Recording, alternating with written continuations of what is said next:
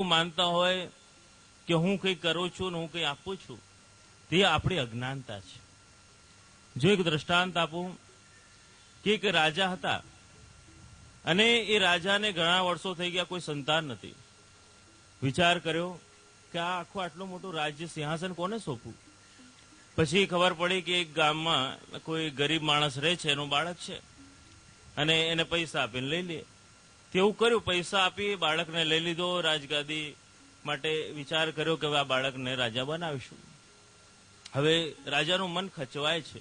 આપણે બાળકને લઈને તો આવ્યા છે, પણ આપણું પોતાનું બાળક નથી. હવે રાજા ઘરડો થયો, ઉંમર થઈ ગઈ. લોકોએ પણ રાજાને કીધું કે હવે આ રાજગાદી છોડો અને હવે તમારા પુત્રને રાજગાદીનું તિલક કરો. રાજાએ મને કમને એને રાજગાદી ઉપર બેસાડ્યો અને એ રાજા મનમાં ખચવાટ રહેતો, એને ટોણા મેણા પણ મારતો. રાજાનું મનમાં સંતોષ નતો કે આ મારો દીકરો તો નહીં ને. અને એક વાર રાજગુરુ ઉપદેશ કર્યો કે જો હવે તમે રાજગાદીમાંથી ઉતરી ગયા છો, તમારો પુત્ર રાજા છે, હવે તમે રાજાનું અપમાન કર્યું કહેવાય, માટે તમે વનમાં જાઓ. હવે રાજા અને રાણી વનમાં રહેવા જતા રહ્યા અને વનમાં વિલાપ કરી રહ્યા હતા. એની પત્ની સમજ્યા, શું કરવા તમે રાજા બની ગયો, એને શું કરવા તમારે, હવે આપણો જ દીકરો છે ને. પણ એ મનમાં દુઃખી થાય છે. ત્યાં જંગલમાં જોવું, એક નદી વહી રહી હતી, સુંદર પાણી વહી રહ્યું હતું. તેમાં એમાંથી નીલકમલ એક જઈ રહ્યું હતું. એ સુંદર નીલકમલ રાણી ઉપાડીને રાજાને આપ્યો કે જાઓ, એ જે છોકરો છે એ ભગવાનનો ભક્ત છે અને તમે જઈ અને આ નીલકમલ એને આપો, બહુ પ્રસન્ન થઈ જશે, રાજી થઈ જશે અને કહેજો કે આ ભગવાનને સમર્પિત કરજો, તો કદાચ આપણા ઉપર દયા ખાઈને આપણને પાછો રાજમહેલમાં રાખી લો. અને રાજા લઈને ગયો, એને આપ્યું કે આ તારા ઠાકોરજી માટે હું લઈને આવ્યો છું નીલકમલ, બહુ દુર્લભ છે. ત્યારે પેલો રાજી તો થયો, પણ એને કીધું એક જ લાવ્યા, મારે ત્યાં તો યુગલ સ્વરૂપની સેવા બિરાજે છે, બીજું ક્યાં છે. રાજા પાછો ખીજાયો, એક તો માળમાળ વેતું વેતું મળ્યું, પણ બીજું શોધવા હું ક્યાં જઉં. રાણી પાસે ગયો. રાણી કીધું જરાય ચિંતા ન કરતા, ગભરાતા નહીં, આપણે કંઈક વિચાર કરીએ છીએ. આ જ્યાંથી વહેતું વહેતું આવ્યું છે, જરૂર ત્યાં એનું સરોવર હોવું જોઈએ, આપણે એ દિશાએ જઈએ. એ દિશાએ ગયા અને એ દિશાએ જઈને જોયું, બહુ મોટું સુંદર સરોવર, એમાં હજારો નીલકમલ ખીલેલા હતા. એટલું અદભુત દિવ્ય વાતાવરણ. ત્યાં બે ઋષિઓ બહુ ઘોર તપ કરી રહ્યા હતા અને ત્રીજા ઋષિની જગ્યા ખાલી હતી. એમણે થયું કે પેલા ગુરુદેવના આશીર્વાદ લઈ લઈએ તો કંઈક આપણા ઉપર કંઈક કલ્યાણ થાય, કૃપા ઉતરે. જઈને એમને દંડોત કર્યા, પ્રણામ કર્યા અને પોતાના બધા દુખડા રડ્યા. ત્યારે એ લોકો હસવા લાગ્યા, બે સંતો. રાજાને નવાઈ લાગી કે હું મારા દુખડા રડું છું ને તમને શેનું હસવું આવે છે. ત્યારે લોકોએ કીધું કે અરે તું અજ્ઞાની છે, આ જો અમારી બાજુમાં જે જગ્યા ખાલી તને દેખાય છે ને, આ બીજો કોઈ નથી, પણ તારા ઘરમાં પુત્ર રૂપે જે આવ્યો છે ને, આ જગ્યા એની છે. એણે બહુ તપ કર્યું તો એના તપનું ફળ ભોગવે છે, તું આપવા વાળો કોણ. એવી જ રીતે આજે પ્રભુને આપણે કંઈ આપીએ છીએ કે ગુરુને કંઈ આપીએ છીએ, એ તો એમના તપનું ફળ છે, બીજો સાધારણ જીવતો આપવા વાળો કોણ. માટે ક્યારેય પણ આપણે એવો વિચાર ન કરીએ કે હું મારું કંઈ કરી રહ્યો છું. આ તો પ્રભુ જ પ્રભુનું લઈ રહ્યા છે. અને ગુરુની તો કેટલી કૃપા થાય છે અને પ્રભુ તો કેવા કૃપાળુ છે. આપણે જરા 252 જોઈએ તો આપણને ખબર પડે. માનકુંવરબાઈ શીતકાલના દિવસો, એવી ભગવત ભક્તાબાઈ કે આખો દિવસ ઠાકોરજીની, મદન મોહનલાલજીની સેવા કર્યા કરે. એને એ મદન મોહનલાલજી સિવાય બીજું કોઈ સ્વરૂપ જોયું નથી અને ઠાકોરજી અનુભવ કરાવે છે એને. અને એક આખા ગામમાં વાત ફેલાઈ ગઈ છે કે આ બહુ બેન ભાવાળા છે અને ઠાકોરજીનો અનુભવ છે. પછી ગામમાં બહારગામથી કોઈ વૈષ્ણવ આવ્યો, એને થયું કે આ ભગવતીબાઈ છે, એને ત્યાં રોકાવું, મારા ઠાકોરજી ઝાંપીજી લઈને આવ્યો હતો. ઝાંપીજી બાઈને ત્યાં પધરાવ્યા અને ભાઈ અપરસ કરવા ગયો વૈષ્ણવ. એ કે હું અપરસ કરીને આવું છું, ત્યાં સુધી મારા ઠાકોરજીની જરા સેવા પહોંચી લેજો. પેલો અપરસ કરવા ગયો અને પેલા માજીએ ઝાંપીજી ખોલ્યા અને વિચારવા પડી કે આણે આ શું કર્યું. શીતકાલના દિવસોમાં મારા ઠાકોરજીનું ધ્યાન નથી રાખ્યું કે આજે આ મદન મોહનલાલજી આજે એવા થઈ ગયા છે. એ વૈષ્ણવને ત્યાં બાલકૃષ્ણલાલજીનું સ્વરૂપ હતું. એને થયું કે મારા મદન મોહનલાલ આજે ઠંડીમાં ઠીઠુરીને આવા થઈ ગયા છે, કારણ કે એને કોઈ બાલકૃષ્ણલાલજીનું સ્વરૂપ નતું જોયું. એ બહુ દુઃખી થઈ ગઈ બાઈ. બહુ ગરમ તેલની માલિશ કરી, ઠાકોરજીને ગરમ જલથી સ્નાન કરાવ્યું, બહુ એને પ્રયત્ન કર્યા, અંગીઠી રાખી, એ કર્યું, છતાંય ઠાકોરજીનું સ્વરૂપમાં કંઈ ફેર ન પડે. એટલી રડે, ખૂબ રડવા લાગી.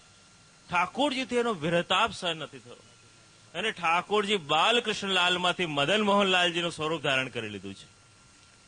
વિચાર કરો કે જ્યાં ભક્તનો મનોરથ પૂર્ણ કરવા માટે ભગવાન પોતાના સ્વરૂપને બદલી લે તો આ ઉપર ત્રીજો માળ બનાવો કઈ મોટી વાત છે. અને 10 રૂમો, જો બધામાં અલૌકિક ભાવ છે. હવેલીમાં, ગુરુના ઘરમાં કે વ્રજમાં કઈ સાધારણ વસ્તુ નથી. વિચાર કરો 10 જ રૂમનો વિચાર કેમ આવ્યો છે? એમાં પણ ગુણ ભાવ છે. જો નવધા ભક્તિ અને એમાં પણ પુષ્ટિ ભક્તિ 10મી કીધી, પ્રેમ લક્ષણા ભક્તિ. પુષ્ટિ માર્ગમાં આ 10 ભક્તિની પ્રધાનતા છે. તો આ 10 ભક્તિ મને લાગે છે કે વૈષ્ણવની અંદર સિદ્ધ થાય, એ ભાવનાથી વૈષ્ણવનો આવાસ થાય અને એમની અંદર આ 10 ભક્તિ સિદ્ધ થાય, એ માટે કદાચ આ 10 રૂમનું નિર્માણ થયું છે. પછી આપણા આચાર્ય પણ મુખ્ય 10, સાતલાલજી, ગુસાઈજી, ગોપીનાથજી, શ્રી વલ્લભ. અને જો જયારે ઠાકોરજીનું સ્વરૂપ ઊંચું જશે, જ્યાં હવેલી જે છે ને આખું ભાવાત્મક છે, અને એનું જયારે સ્વરૂપ ઊંચું જશે ત્યારે તમે વિચાર કરો. હું આજથી લગભગ 6-8 મહિના પહેલા જયારે વ્રજમાં ગયો, ગોવર્ધનની શિખર ઉપર જયારે હું દર્શન કરવા ગયો, ત્યારે ત્યાં જ જયારે હું ઉભો હતો ત્યારે એક સુંદર દ્રશ્ય મને દેખાયું કે ત્યાં જે શ્રીનાથજીનું મંદિર છે, ત્યાંથી શ્રીનાથજીની દ્રષ્ટિ તમે જુઓ તો બરસાનામાં પણ રાધે રાણીનું જે મંદિર છે ને એ પણ એક ઊંચા પર્વત ઉપર છે, અને અહીંયા શ્રીનાથજીનું મંદિર પણ ઊંચા પર્વત ઉપર છે. તો શ્રીનાથજી ઊંચા પર્વત ઉપરથી રાધે રાણીજીને જુએ છે અને રાધા રાણી પણ ઊંચા પર્વતમાંથી શ્રીનાથજીને જુએ છે. બંને એકબીજા સામે દ્રષ્ટિ કરે છે. તો જ્યાં જ્યાં પણ શ્રીનાથજીનું ગોવર્ધન પ્રભુનું મંદિર હોય એનાથી અમુક દૂરી પર રાધે રાણી ભાવાત્મક સ્વરૂપ એને દર્શન આપે છે. એટલે મને લાગે છે કે અહીંયા ઊંચી ઊંચી બિલ્ડિંગો થઈ ગઈ ને એટલે ગોવર્ધનનાથજી વિચાર કર્યો કે રાધે રાણીના દર્શન નથી થતા, મેં બી ઊંચો હો જાઉં તો રાધે જી કો દર્શન હો જાય. તો આપણે તો નિમિત્ત બનીશું રાધાજી અને ગોવર્ધન પ્રભુની દ્રષ્ટિનો મિલાપ કરવામાં. આ તો બધું અલૌકિક છે, લીલાત્મક છે. એટલે એ અલૌકિક લીલાત્મકમાં આપણે જો જોડાઈએ તો આપણું જીવન થશે ફલીભૂત, ફલાવસ્થાને આપણે પામીશું. તો ક્યારેય પણ લૌકિક વિચાર કરવાનો જ નહીં. આખું અલૌકિક અને આધિદૈવિક વસ્તુ છે. ગુસાઈજી હમણાં આપણે શ્રવણ કર્યું કે જીવને તારનારા છે, લીલા માહે તાણીને લીધા. કે જે જીવો લીલામાં વહી જાય છે તો ગુસાઈ એટલા કૃપાળુ છે કે એને આમ પકડીને ખેંચી લે છે, રાહ નથી જોતા કે આ મારી પાસે આવશે. જેવો ઠાકોરજીનો પ્રસંગ છે ને વ્રજમાં, જયારે યશોદાજી દીવડાઓ તેરાઈ રહ્યા હતા યમુનાજીમાં, ત્યારે જે દીવો ત્યાં ઠાકોરજીની પાસેથી આમ જાય, ઠાકોરજી તરત ઉપાડીને બાજુ મૂકી દે. પાછો જે દીવો આવે ઠાકોરજી ઉપાડીને બાજુમાં મૂકી દે. યશોદાજી પૂછ્યું, અરે લાલન તો ये क्या लीला कर रहे हो है? ત્યારે ઠાકોરજી કીધું, અરે મૈયા મેરો તો સ્વભાવ है કે જો मेरे समीप में આવે વાકુ મેં તારું હું.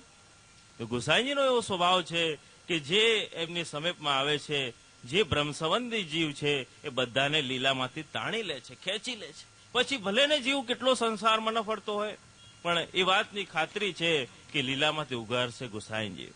કારણ કે જે જીવનું બ્રહ્મસંબંધ થયું છે એનો ઉદ્ધાર ગુસાઈજી કરશે, એ વાતમાં કોઈ બેમત નથી. પણ એની કૃપા આપણે સમજવાની છે. અને જો પેલો પ્રસંગ આવે છે ને, ગુસાઈજી આજ્ઞા કરી કે ચલ ગોકુલ ચલ, એટલે કીધું કૃપાના હમણાં તો સમય નથી, પછી આવીશ. ગુસાઈજી પાછો એક વૈષ્ણવને મોકલ્યો, એને બોલાવો ગોકુલ ચલ, એટલે કીધું હમણાં તો સમય નથી. પછી એ દેહ ગયો, બીજો દેવ મળ્યો, એને સર્પનો દેવ મળ્યો. હવે એ પોતાના ઘરના ધનની રક્ષા કરે. હવે એ ગુસાઈજીનો સેવક આવે, ગુસાઈજી બોલાવીશ તને, ચલ ગોકુલ ચાલ. તો ના ના, મારા ઘરનું ધનનું કોણ ધ્યાન રાખે? તો મારા ઘરના ધનનું ધ્યાન રાખું છું. પછી એમાંથી ગયો, શ્વાન બન્યો, ઘરની બહાર આંટા ફેરા કરે છે.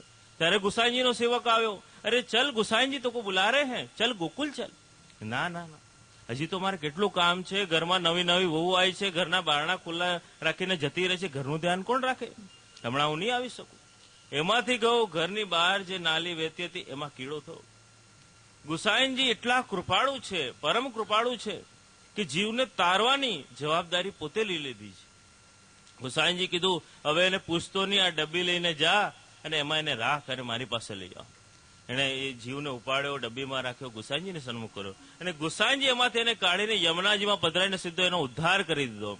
પરમ કૃપાલ શ્રી વલ્લભનંદન કરત કૃપા નિજ હસ્તદેવ. કેટલા બધા કૃપાળુ છે કે જીવનો ઉદ્ધાર કરી લે છે. તેટલી બધી કૃપા શ્રી ગુસાઈજી પ્રભુ ચરણોએ કરી છે. તેનું જ રસપાન આપણે અલૌકિક વાણીથી કરવાનું છે. તો હજી તો પૂજ્ય પિતૃચરણોના પણ વચનામૃત થશે, એમાં પણ વિશેષ આપણે લાભ લેવાનો છે. તો આટલું કહી અમારા વક્તવ્યને વિરામ આપું છું. વલ્લભાધીશ